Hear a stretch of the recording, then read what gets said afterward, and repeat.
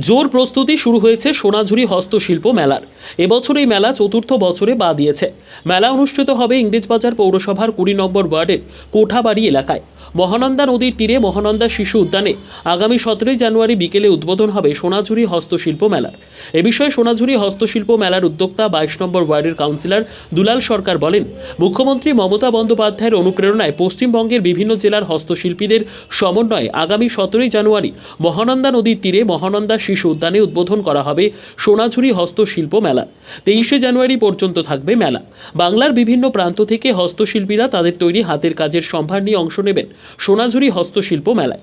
গণ্যমান্য অতিথিরা যেমন উপস্থিত থাকবেন, তার পাশাপাশি প্রতিদিন সন্ধ্যায় অনুষ্ঠান মঞ্চে গান, নাচ, আবৃত্তি পরিবেশন করবেন জেলার শিল্পীরা। 17 জানুয়ারি বুধবার আমাদের ইংরেজবাজার পৌরসভার 20 নম্বর ওয়ার্ডে মহানন্দা নদীর তীরে মহানন্দা